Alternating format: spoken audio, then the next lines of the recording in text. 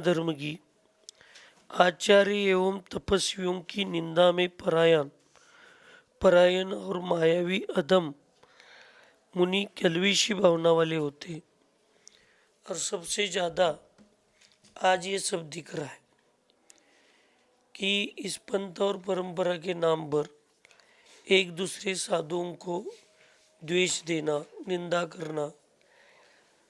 सब साधुओं को ऐसे लगता है कि सामने माइक और एक पब्लिक बैठ गई और कैमरा आ गया तो शायद मेरे जैसा शुद्ध स्वच्छ कोई है ही नहीं, और दुनिया के सब साधु दूषित ही लगते। स्वयं तो मुनि धर्म के लिए कलंकित होते, लेकिन अन्य साधुओं की निंदा करने में स्वयं को बहुत होशियार, यानी स्वयं के दोषों को तरफ किसी का ध्यान न जाए, इसलिए सामने वालों के लिए दूषित कराने में बहुत माहिर होते। राजनीति में जैसे एकाध सत्ताधारी पक्ष की कोई बात निकल गई तो उसको छिपाने के लिए और लोगों का मन डाइवर्ट करने के लिए उधर एक दूसरा आतंक निर्माण करते तो लोगों को इधर का ध्यान छूट जाए। ऐसी प्रवृत्ति की कई लोग होते हैं जिनको कभी किसी के प्रति अच्छा बोलने का भाव ही नहीं होता।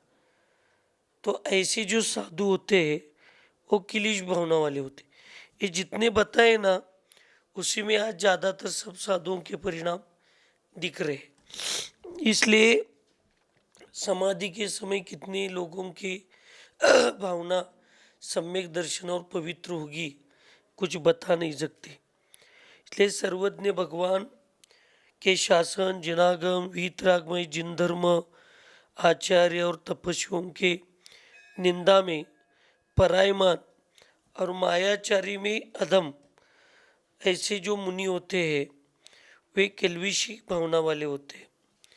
जो मुनि मंत्र कौतुक तत्परता भूति कर्म एवं औषध आदि का प्रयोग अपने गौरव एवं तीनों गारों के लिए करते वह अभियोग्य भावना युक्त होते।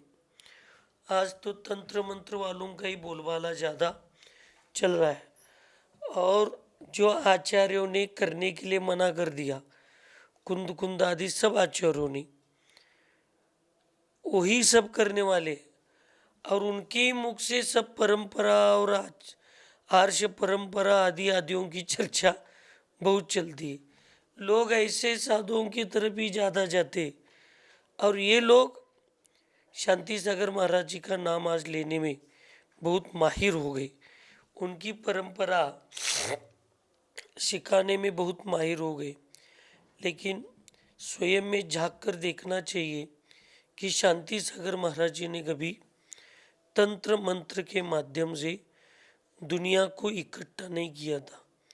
उनके लिए तो आचार्य शांति सागर महाराज जी ने सांप का खेल करने वाले गारुड़ी के वचन गए कि जो तंत्र मंत्र करके सावकों को प्रभावित करके अपनी दुकानदारी चलाने का प्रयास करते, ऐसे लोगों को तो गारुड़ी सांप का खेल करने वाला बहुरूपी कहा गया आगम में।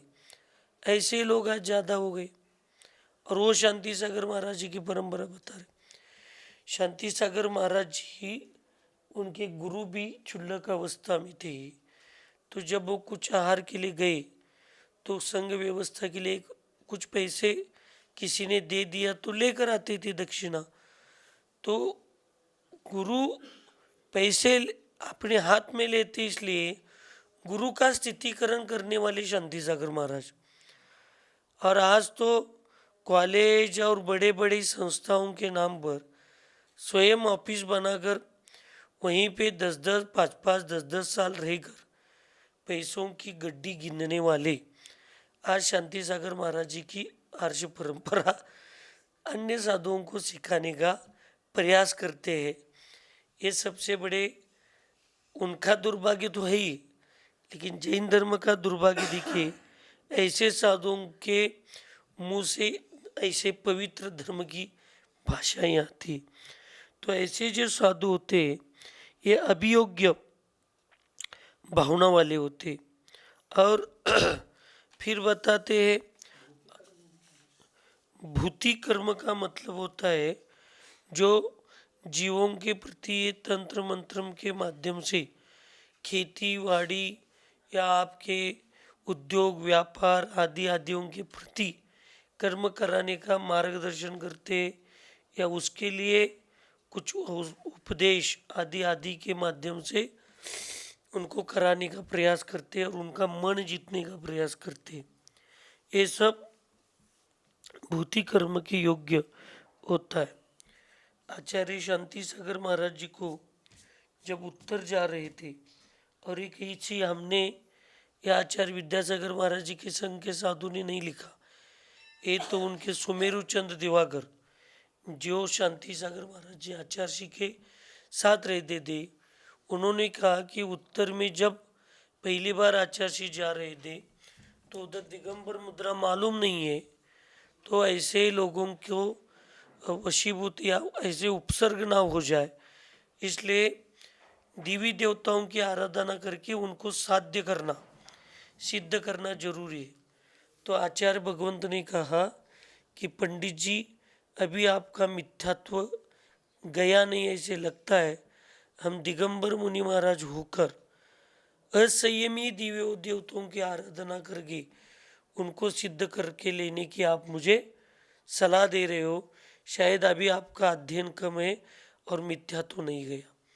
और यही लोग आज शांति सागर महाराज जी की परंपरा और आर्ष परंपरा के नाम पर श्रावकों को देवी देवताओं की पूजा करने के लिए बता रहे, श्रावकों को बता रहे, इसमें कोई विकल्प नहीं है। लेकिन शांति सागर महाराज जी ने कहा कि मैं संयमी होकर असंयमी की पूजा करने के लिए कैसे बता रहे हो, और ये स्वयं को महासंयमी समझकर देवी देवताओं की पूजा करने के लिए कह रहे, यहाँ तक तो ठीक है, लेकिन स्वयं साधु होकर कर रहे ऐसे देवियों को साड़ियाँ पहनाना, उनकी प्रतिमाओं को छूना आदि सब बता रहे। और आचार्य ने तो अचेतन प्रतिमा को भी, अचेतन महिला के चित्र को भी स्पर्श करने से ब्रह्मचर्य व्रत को दोष होता है, ऐसे कहने वाले आचार्यों के आगम और आर्ष परंपरा को पूरा विरोध चर्या करने वाले ये लोग अब आर्ष परंपरा बता रहे और सामान्य श्रावक भावुक होकर इनकी ओर भागते जा रहे। अब किसको अपन क्या कह सकते, लेकिन ये सब अभियोग्य भावना वाले होते हैं। जो मुनि दया रहित होते हैं, निरंकुश आक्रोशी है, यानी ये माइक और ये सब देखने के बाद लगता है शायद इनकी इतनी बड़ी आवाज़ दुनिया में किसी की है ही नहीं, और इतने जोर जोर से चिल्लाते, और चिल्लाए तो धर्म के प्रति नहीं, दूसरों की निंदाओं के प्रति, अन्य साधुओं की निंदा, अन्य लोगों की निंदा के प्रति इतने चिल्लाते हैं कि एक आतंकवादी भी जब बोलता है तो उसकी भाषा में मर्यादा होती है, इन साधुओं की भाषाओं में मर्यादा ही नहीं रहती। और फिर दूसरों को ऐसे निरंकुश, जो आक्रोश करने में चिल्लाने में जिन पर अंकुश ही नहीं है, ऐसे निरंकुश भाषा दया रहित जो स्वयं है, क्रोध एवं कलह में ही प्रवृत्त रहते हैं। सिर्फ क्रोध करना, अच्छा चल रहे समाज में कुछ अच्छा चल रहा है तो ऐसे कोई गड़े हुए मुर्दों की व्यवस्था को उखाड़ना जिससे समाज फिर कलहित हो जाए, ऐसी प्रवृत्ति करने वाले जो साधु होते हैं वो साधु उसी प्रकार निमित्त सेवक, ज्योतिष और सामुद्रिक लक्षण आदि बताकर आहार आदि की प्राप्ति करता है, उसे आसुरी भावना से युक्त जानना चाहिए। निमित्त ज्ञान जिनके पास होता है, और ऐसे हमें यही नहीं समझ में आता कि ऐसे निमित्त ज्ञान को धारक धारक कहकर ऐसे जो सबको हमारे गुरु को सबसे बड़ा गुरु मानते हैं, इन लोगों की तो समाधि हुई ही नहीं, लेकिन दूसरों के प्रति समाधि के बारे में दूसरे बड़े बड़े साधुओं के प्रति बोलने का दुस्साहस करते। निमित्त ज्ञान है भी, लेकिन वो धर्म की रक्षा, धर्म की रक्षा में श्रावकों की दुकानदारी की रक्षा नहीं आती। ये लोग क्या बताते, धर्म की रक्षा धार्मिक लोगों के बिना नहीं होगी, और धार्मिक लोग उनके धन को और परिवार को सुरक्षित रहेंगे तभी वो धर्म कर पाएंगे। इसलिए ऐसे श्रावकों को उनकी दुकानदारी, उद्योग, बिजनेस, परिवार चलाने के लिए, सुरक्षित रहने के लिए दिया हुआ तंत्र मंत्र भी वो धर्म की कोटि में ही आता है। लेकिन आगम में ऐसा कोई व्याख्यान, ऐसी कोई गाथा और श्लोक आगम में कहीं नहीं आई है। लेकिन ऐसे निमित्त ज्ञान के धारक और ज्योतिष, सामुद्रिक लक्षण यानी कुछ लक्षण दिखकर बाह्य लक्षण रहते हैं किसी किसी के, ये तिल, मासा, विषा, ऐसे ऐसे सामुद्रिक लक्षण देखकर उनको उनके परिवार के सुख दुख के लक्षणों को बताकर अपने स्वयं, यहाँ आहार आदि लिखा है, आहार आदि में सिर्फ आदि नहीं लेना, आहार आदि में अपने क्षेत्रों को, अपनी इन चीज़ों को, इनको सबको सुरक्षित रखने के लिए आहार लेना और भी दान लेना, पैसे दान में देने के लिए प्रोत्साहित करना आदि आदि ऐसे जो कार्य करते वो आसुरी भावना वाले होते। उन्मार्ग का उपदेश देने वाला, रत्नत्रयमयी मोक्ष मार्ग को दूषित करने वाला, मोक्ष मार्ग का नाश करने वाला और मोह अर्थात कुज्ञान या अज्ञान से जीवों को मोहित करने वाला, मोही सम्मोही भावना वाला होता है। ये तो साधु उन्मार्ग का उपदेश, जहाँ पे पंचेंद्रिय विषयों की मार्ग का उपदेश दिया जाता है वो उन्मार्ग होता है। तो ये दुकानदारी, खाना पीना, शादी आदि वगैरह सब जो है, ये कौन सा है? पंचेंद्रिय मार्ग है, और ये उन्मार्ग ही बताए। मोक्ष मार्ग किसको कहते? रत्नत्रय मार्ग किसको कहते? सम्यक दर्शन ज्ञान चारित्र को रत्नत्रय कहते। और सम्यक दर्शन ज्ञान चारित्र में आचार्य भगवंत उमा स्वामी है, कुंद कुंद स्वामी ने अष्टपौड़ में तो असंजय में न वंदे, जो संयम के धारक नहीं है उनके प्रति वंदन करना, ये दोष युक्त का है सम्यक दर्शन में। आचार्य समंतभद्र महामुनिराज ने रत्नकंडक श्रावकाचार में जो सर्वज्ञ है, वीतरागी है, हितोपदेशी है, 18 दोषों से रहित है आदि जो सब गुण कहे, वही सच्चे देव के गुरु, सच्चे देव के गुण कहे।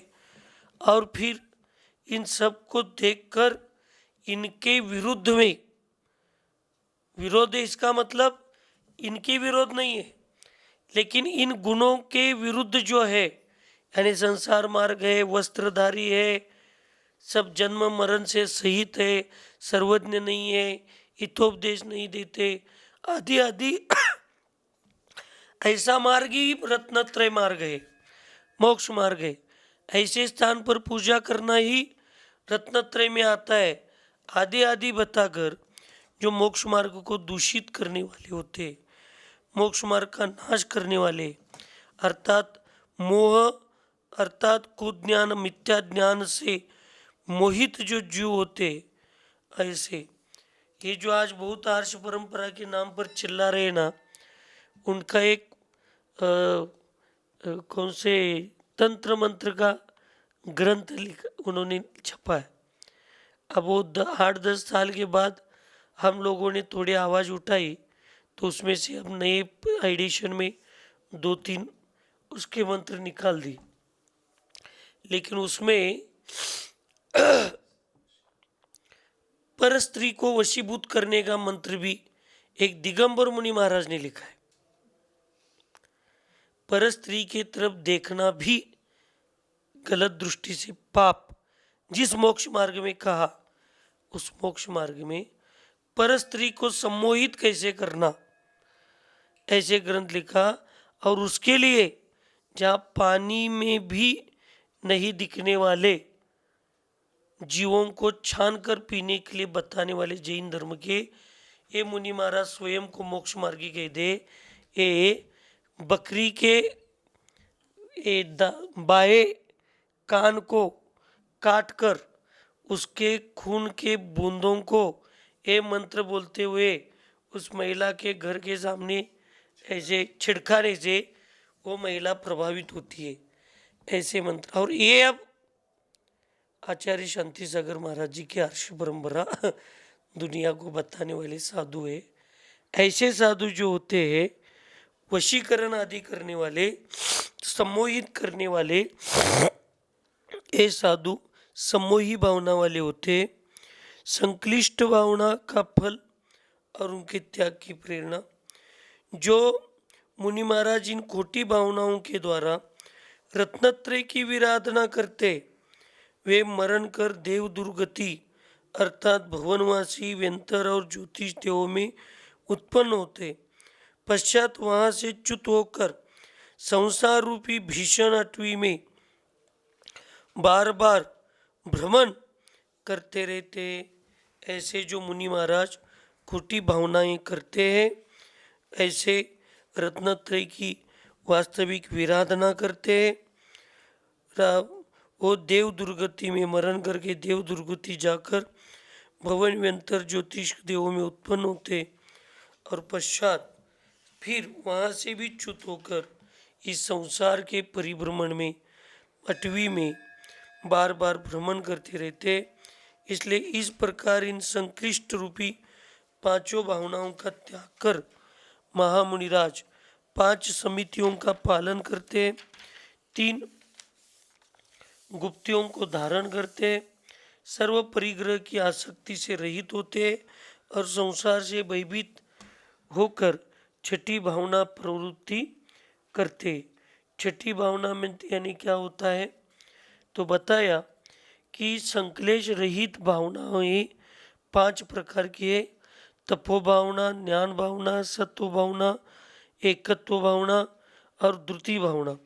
संसार से भयभीत साधुओं को यही भावनाएं माननी चाहिए। इस 5 भावनाओं में रहना चाहिए। पहले के 5 भावनाओं का त्याग करके इन 5 भावना, ये सब पढ़ने के बाद बहुत बार ऐसे मन में आता है कि ऐसे लोगों की तरफ ध्यान तो देना ही नहीं चाहिए, देते भी नहीं है। लेकिन कभी कभी ऐसे होता है कि आचार्य भगवंत विद्यासागर महाराज जी ने मुख माटी में एक वाक्य कहा कि सज्जन को भी आवेश में आना पड़ता है, अन्यथा दुर्जनता का साम्राज्य बढ़ जाता है। जो शांति सागर, जो सज्जनता के लिस्ट में इष्ट नहीं माना, यानी अन्याय करने वालों से ज़्यादा अन्याय सहन करने वाला महापापी होता है। और इसका उदाहरण आचार्य शांति सागर महाराज जी का आता है कि जब वो उत्तर में पहली बार प्रवेश किए, विहार किया, तो कहीं एक स्कूल के सामने गर्मी के दिन थे, तो शाम को हाल्ट के लिए रुक गए और सामायिक की तैयारियां चल रही थी, यानी चल रहा। तो उतने में वहाँ पे अन्य समाज के लोग आकर उपसर्ग करने के लिए गालियाँ देने लगे, चिल्लाने लगे। तो साथ वाले सेवक उनको रोकने का प्रयास करने लगे। तो चंद्र सागर महाराज शायद उस समय संग में थे, ऐसे नाम में नहीं लेकिन चंद्र सागर ही हो सकता है। उन्होंने कहा ए भैया ऐसे नहीं करो, मत झगड़ा करो, करने दो उनको, विकल्प नहीं करो ऐसे वैसे।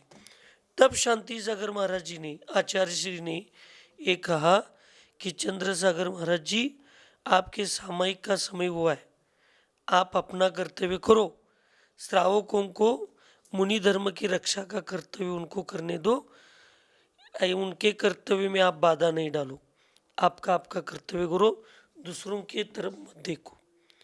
यानी आचार्य शांति सागर महाराज जी को भी ये मालूम था स्वयं के ऊपर आ गया तो हम क्षमा धर्म का धारण कर सकते, लेकिन धर्म के ऊपर कोई अन्य उपद्रवी लोग अगर धर्म को नुकसान पहुंचाने का प्रयास कर रहे, तो श्रावकों के कर्तव्य में कभी साधु को नहीं आना चाहिए। इसलिए कभी कभी लगता है ऐसे उन्माद हुए साधु जब कभी अच्छे साधुओं के प्रति, आचार्य के प्रति या गलत व्यवस्था स्थापन करने के लिए सच्चे व्यवस्था पर आक्रोशित होकर जब दुनिया को भ्रमित करने का प्रयास करते, तब इनको कभी कभी कोई जवाब देने वाला भी होना चाहिए। ऐसे व्यवहार की तरफ देखते हैं धर्म की रक्षा के लिए तो सही लगता है, और जब स्वयं के रत्नत्रय धर्म की तरफ देखते हैं तो लगते उनके पाप का तो फल भोगने वाले, हम जवाब देंगे या नहीं देंगे। तो भी ये ऐसी भावना वाले साधु ऐसे देव दुर्गति में जाकर मरने वाले, मरकर देव दुर्गति में जाने वाले, हम और आप देने वाले तो सजा 1-2 दिन की, 1-2 घंटे की हो सकती है, लेकिन कर्म देने वाली जो सजा है वो जीवन भर भुगतने के लिए पड़ती है। तो क्यों ऐसे साधुओं को अपन जवाब देते, अपने भी परिणाम बिगड़ जाए। लेकिन जो सर्वसामान्य जनता को भ्रमित कर गए, अच्छे लोगों का भी मार्ग जब दूषित करने का प्रयास करते, तो कभी कभी ऐसे साधुओं को उनकी वास्तविक स्वरूप को समझाने का प्रयास भी करना आवश्यक होता है। आज छठी ग्राह्य भावना यहाँ देखना है। उसमें आचार्य कहते हैं, बताया तो संक्लेश रहित भावना जो होती है 5 प्रकार की है, तपो भावना, ज्ञान भावना, सत्व भावना, एकत्व भावना और द्वितीय भावना।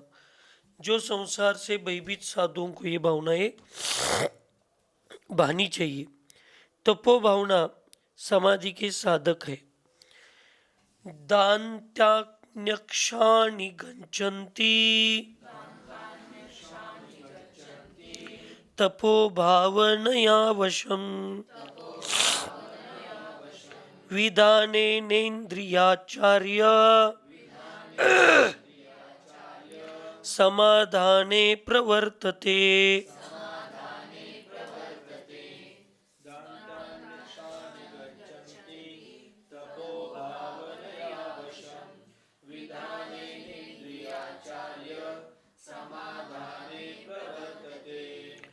तपो भावना से दमित हुई इंद्रियां तपस्वी के वश हो जाती है।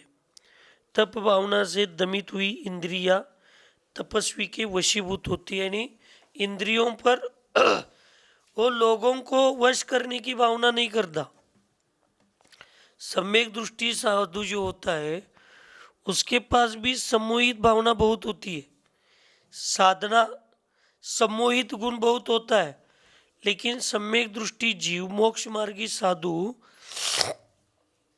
अन्य जीवों को वशीभूत करने का प्रयास नहीं करता। तंत्र मंत्र के माध्यम से वो तप भावना से अपने स्वयं के इंद्रियों को आत्मा के वशीभूत करके भविष्य के उन्मार्ग को या वर्तमान के व्रतों के दूषण को धोने का प्रयास करता है या उससे दूर जाने का प्रयास करता है।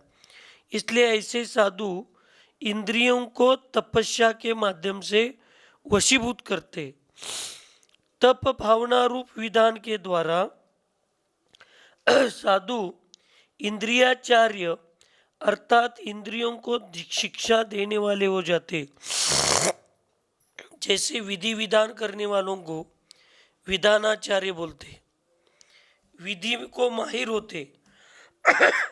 भगवान की प्रतिष्ठा करने वालों जो विद्वान होते उनको क्या कहते हैं, प्रतिष्ठाचार्य। वैसे यहाँ पर इन आचार्यों को कहा जो ऐसे साधु इंद्रियों को वशीभूत करके इंद्रियों पर अपना राज्य करते, वो इंद्रियाचार्य होते। क्या होते, इंद्रियाचार्य, अर्थात इंद्रियों को शिक्षा देने वाले हो जाते हैं और वह रत्नत्रय में प्रवृत्ति करते हैं। ऐसे साधुओं को तपो भावना साधक कहते और ये तपो भावना करने वाले साधु समाधि के साधक नियम से होते। इसलिए इंद्रिया क्या कहती है, इससे अच्छा हम इंद्रियों को क्या मार्गदर्शन करते, ये जरूरी है।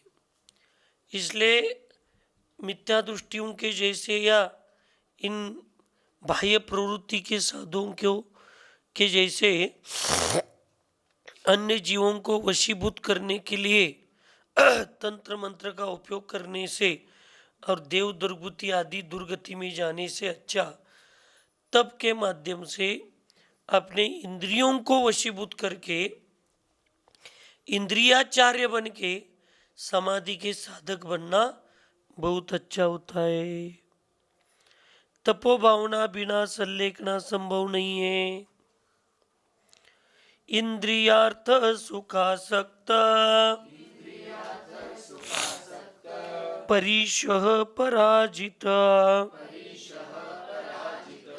जीवो कृतक्रिया क्लीवो मुह्यत्याराधना विदौ।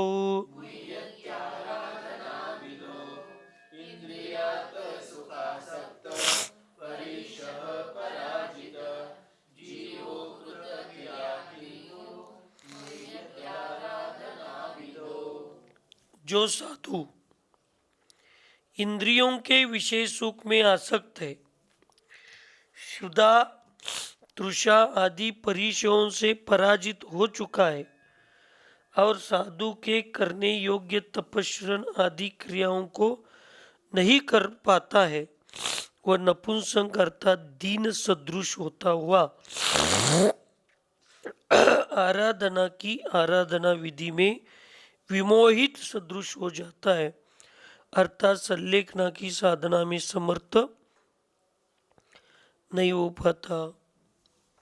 जो साधु जीवन के काल में भी और मृत्यु के काल में भी समाधि के काल में भी इंद्रियों के विषयों में आसक्त होता है।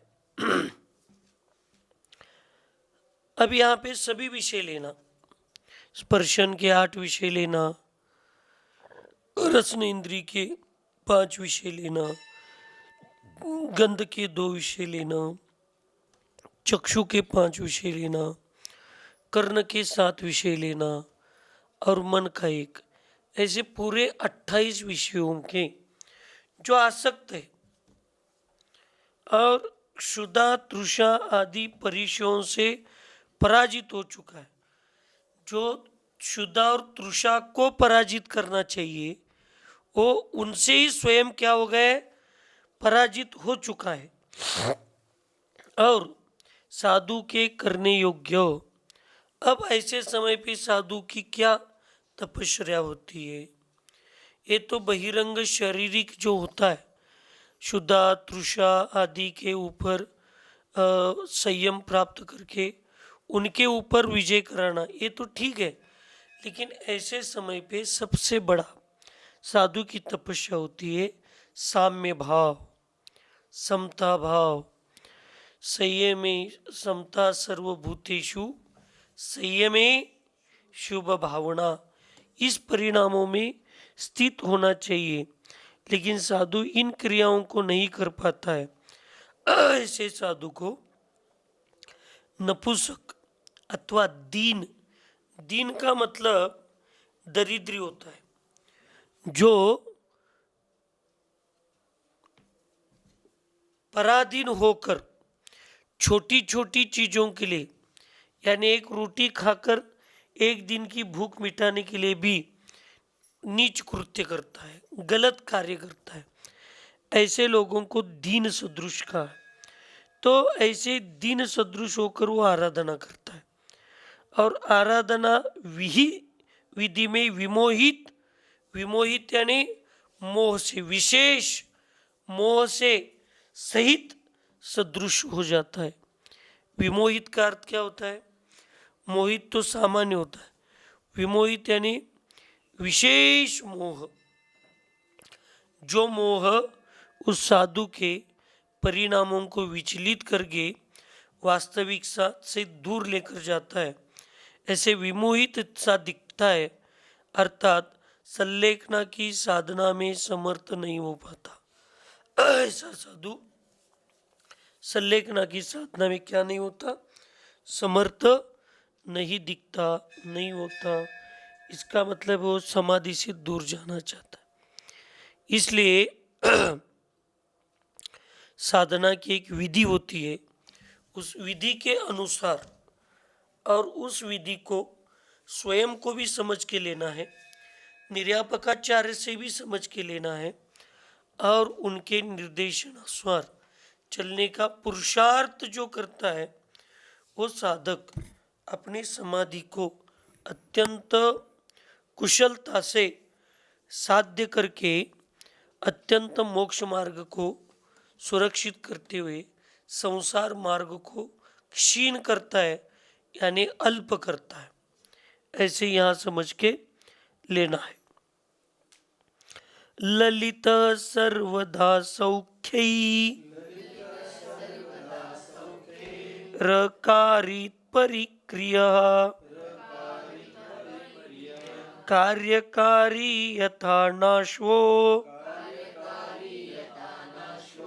बाह्यमानो रणांगणे अकारित तपो योग्यश चिरं विषयमूर्छिता न जीवो मृत्युकालेस्ति परीशः सहस्तथा।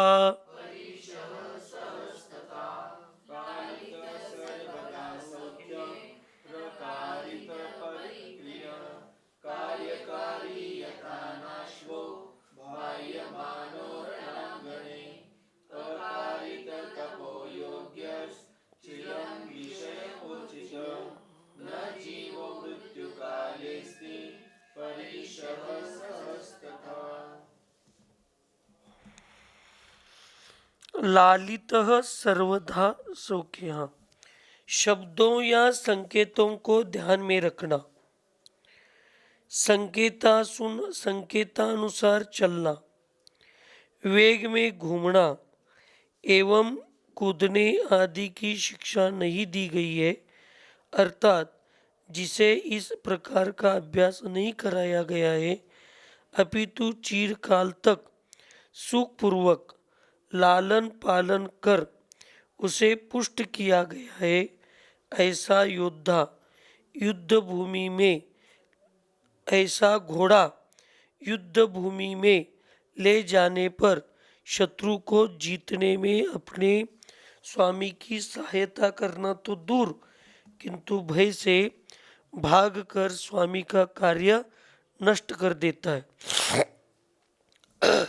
शब्दों के संकेतों को ध्यान में रखना, यानी जो शब्द के संकेत होते हैं उसकी तरफ ही उसका क्या होना चाहिए, ध्यान, लक्ष्य होना चाहिए। संकेतानुसार चलना, जो संकेत मिल रहे हैं उसी प्रकार व्यवहार करना। वेग में घूमना, वेग यानी गतियों में परिवर्तन करना, दाएं बाएं सीधे थोड़ा कम करना, स्पीड बढ़ाना। और कूदने का अर्थ छलांग लगाने में आदि आदि जो अनेक शिक्षाएं होती है घोड़े के लिए, उस जो ये शिक्षाएं जिस घोड़े को नहीं दी है, ऐसा अगर घोड़ा यानी जिसको कोई मार्गदर्शन अभ्यास नहीं कराया गया है, ऐसा अगर कोई घोड़ा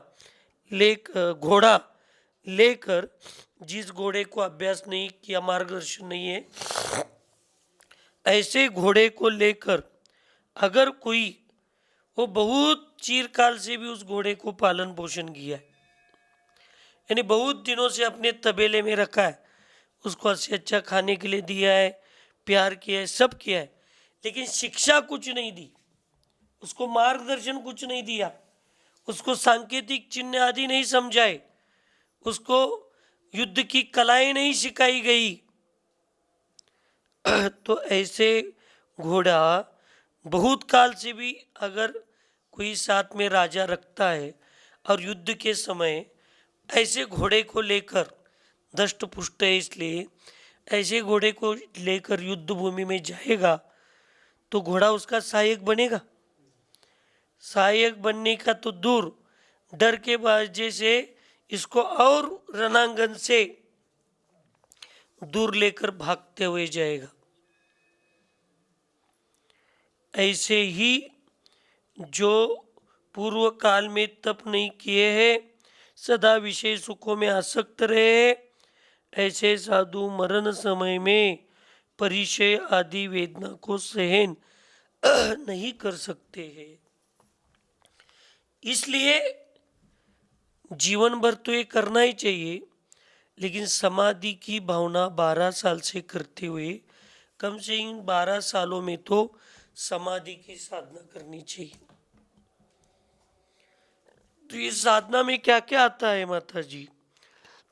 उपवास, रस त्याग, उनोदर, ये आप वार व्रत आदि करते हैं, ऐसी वार व्रत, ये सब तो करना ही चाहिए। लेकिन इसके साथ सबसे बड़ा इस 12 साल में जो साधक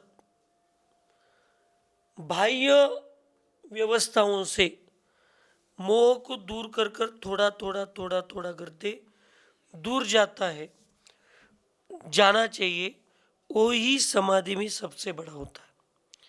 क्योंकि फिर प्रवृत्ति अंतरंग के परिणाम भी अंतरंग में सुरक्षित रहना बहुत जरूरी। शारीरिक साधना तो कर रहा है और मानसिक साधना से वो अगर दूर जाता रहे तो क्या उपयोग है? इसलिए ऐसे घोड़े कुछ काम के नहीं है, जो दिखने के लिए तो धष्ट पुष्ट है, लेकिन जिनको शिक्षा के संस्कार, रणांगन के युद्ध के संस्कार नहीं दिए गए। इसलिए अपने को एक दो लोग घोड़े तो मालूम है। महाराणा प्रताप का चेतक घोड़ा, चेतक ना, हाँ, उसको कितने संस्कार दिए थे। जब राजा अपने मालिक स्वामी को यानी संकट में देखता है तो अपने प्राणों की आहुति लगाकर कितना भागता है और कितना उनको सुरक्षित स्थान पर लेकर जाता है, फिर अपने दम को तोड़ता है। एक प्राणी का आता है, शायद शिवाजी महाराज, छत्रपति शिवाजी महाराज जी का श्वान, शिवाजी महाराज जी का ना श्वान, उसका भी नाम कुछ खंड्या है, कुछ ऐसे होता है ना, हाँ श्वान, शिवाजी महाराज जी का श्वान। उन्होंने भी उसको इतना अच्छा प्रशिक्षित किया था कि मनुष्यों ने उनको धोखाधड़ी की। छत्रपति शिवाजी महाराज, देख लीजिए आज तक इतिहास में कि राजाओं को उनके लोगों ने, पास वाले लोगों ने धोखा दे दिया, लेकिन प्राणियों ने उनको बहुत अच्छा सहयोग किया। और फिर ऐसे क्या कहते, जम्बू स्वामी नहीं, वरांग चरित्र में आता है कैसे उन्मत्त घोड़ा, विद्याधर बना था घोड़ा, ऐसे उन्मत्त घोड़े पर जो राजा बैठता है, स्वयं के शक्ति का अहंकार करके, वो घोड़ा उसको कहाँ लेकर पटक देता है पता भी नहीं। ऐसे मन रूपी घोड़ा होता है, जो उन्मत्त मन रूपी घोड़ा होता है, उस घोड़े पर जो राजा आरूढ़ होता है और स्वयं को बहुत अहंकारी बलशाली समझता है, तो घोड़ा कहीं कब लेकर जाकर पटकेगा इसकी गारंटी नहीं होती है। इसलिए साधुओं को बहुत अपने जीवन में सुरक्षित रहते हुए, आगम को समझते हुए काम करना चाहिए। इसलिए शपक राज को ऐसे पंचेंद्रीय विषयों की तरफ निर्मोहता दिखाते हुए, करते हुए अपने मार्गदर्शकों के अनुसार चलना चाहिए। तपो भावना से संलेखना सहज सिद्ध होती है। विधापित क्रियाम योग्याम सर्वदा दुःखवासित बाह्यमानो यथा वाजी कार्यकारी रणक्षितौ विदापितस्तपो योग्यम ऋषिकार्त पराङ्मुख जायते मृत्युकालेङ्गी परीशः सहस्तता।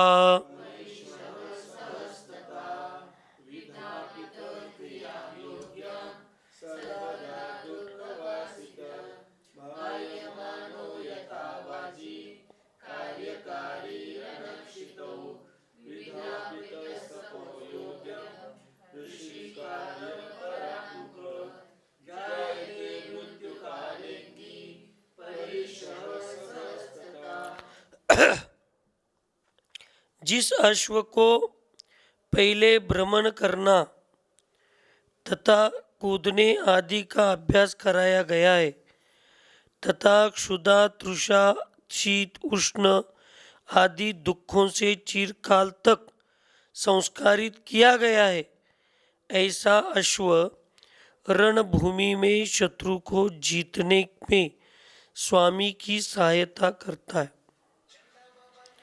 जो अश्व पहले ही भ्रमण करता है, भ्रमण कराना, कूदना, छलांग लगाना आदि आदि अनेक रणभूमि के युद्ध के कलाओं को अभ्यास कराया जाता है, अवगत कराया जाता है। क्षुधा तृषा शीत उष्ण आदि दुखों से भी उसको संस्कारित किया जाता है। ऐसे अश्व रणभूमि में शत्रु को जीतने के लिए स्वामी की क्या करते हैं, सहायता करते। उसी प्रकार जो साधु पूर्व काल में इंद्रिय विषयों से विरक्त रहते और अनशन आदि योग्य तपते हैं, वह मरण काल में परिशह सहन करने में समर्थ होते, अर्थात शरीर विषय सुख में आसक्त नहीं होते हैं। इसलिए साधुओं को कषायों के साथ साथ शरीर और शरीर के साथ साथ कषायों पर विजय प्राप्त करके उनको क्रूश करने का दृढ़ अभ्यास करना और दृढ़ता रखना आवश्यक होता है। सुखी रहे सब जीव जगत में, कोई कभी न घबरावे, वैर पाप अभिमान छोड़ जग, नित्य नए मंगल गावे। ओम नमः। सबको क्षमा, सबसे क्षमा।